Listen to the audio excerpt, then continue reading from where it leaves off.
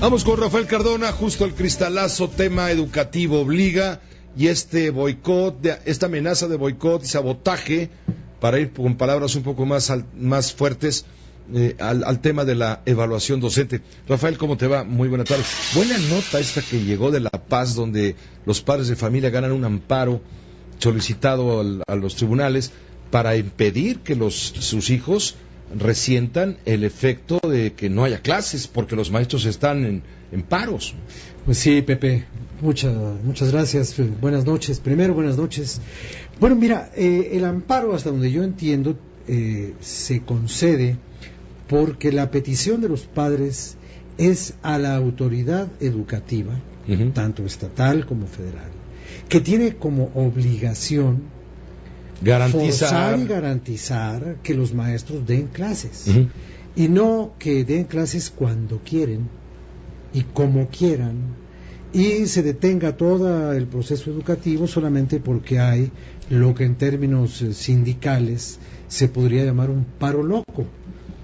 Los maestros, como cualquier otro trabajador del mundo, tienen consagrado su derecho de huelga, pero una cosa es una huelga y otra cosa es un sabotaje institucional.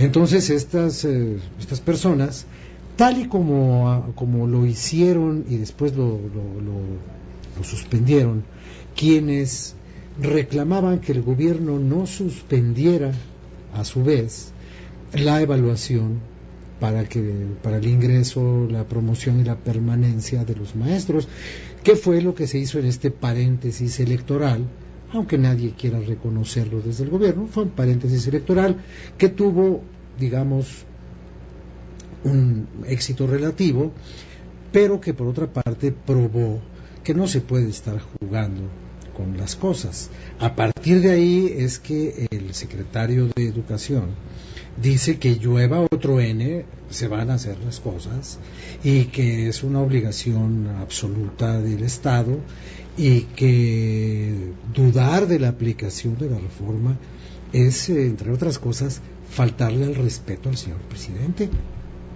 Pues ¿cómo va a hacer eso? Pues imagínate.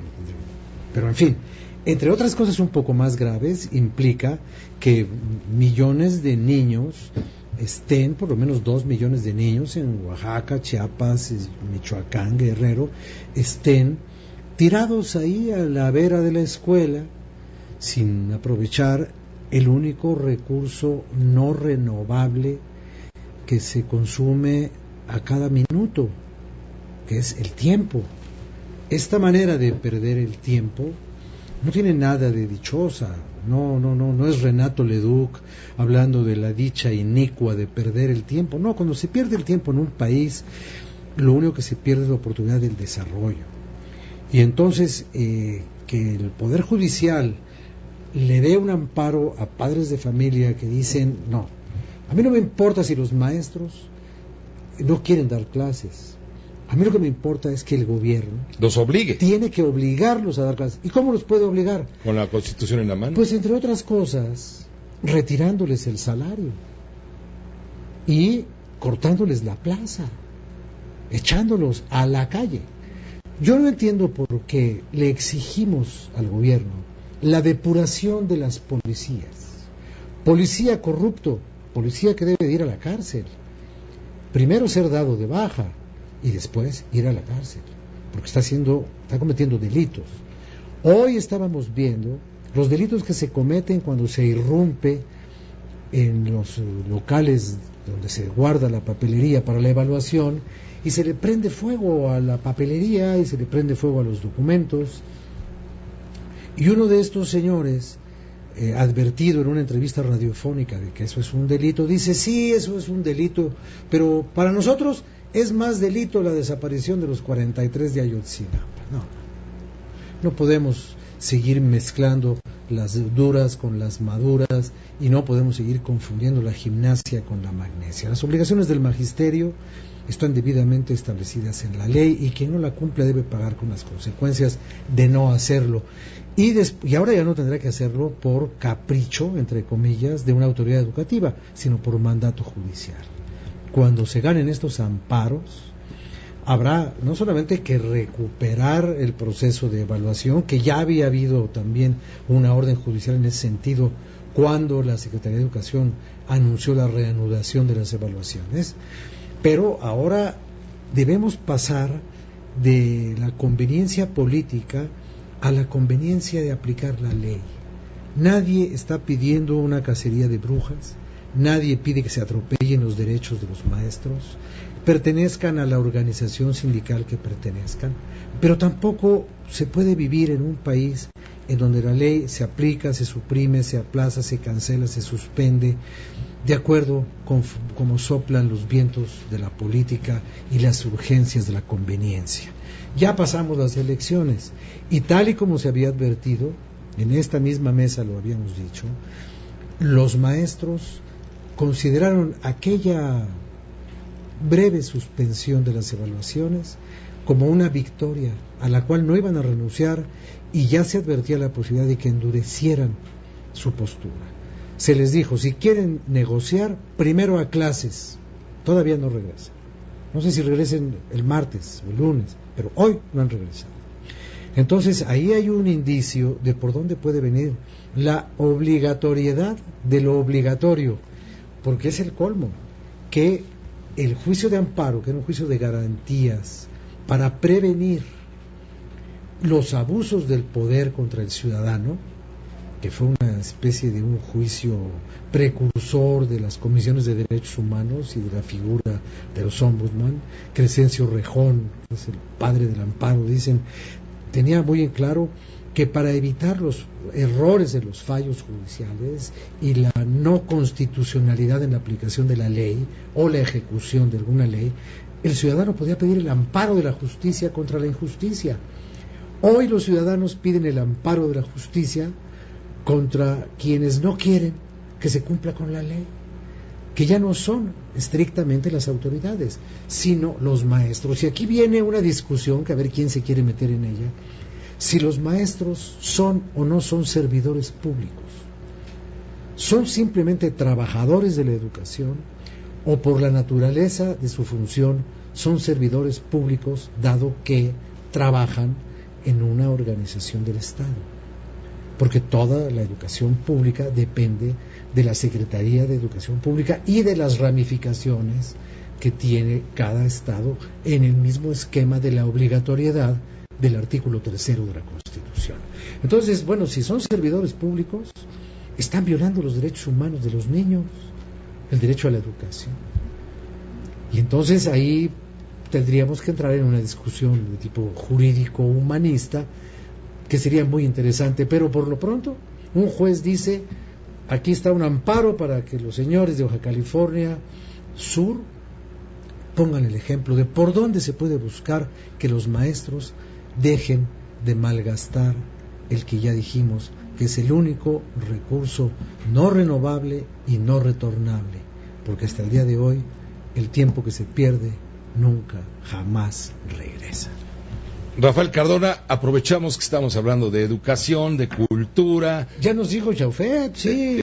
Bueno, vámonos con los libros. Dice el secretario de Educación que el proceso educativo no le compete exclusivamente al Estado, sino a toda la sociedad. Yo no sé si esto forme parte del proceso educativo, pero quienes somos autodidactas sin título, pues lo hemos aprendido pues leyendo cosas, ¿no?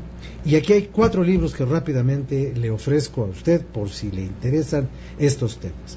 Uno es un libro de sociología o de ciencia política, como usted quiera, de Giovanni Sartori, a quien el gobierno mexicano le acaba de conferir la gran distinción del Águila Azteca. El presidente de la República lo fue a visitar a Roma y le dijo, don Giovanni, usted ha sido maestro de muchos profesores universitarios en México, su teoría del Homo Videns, todo el mundo la sabe y todo el mundo la practica y todo el mundo la padece y nadie le pone remedio, pero ahí estamos pegados a las pantallas, sean de televisión, sean de computadoras, sean de iPhone, sean de tablet.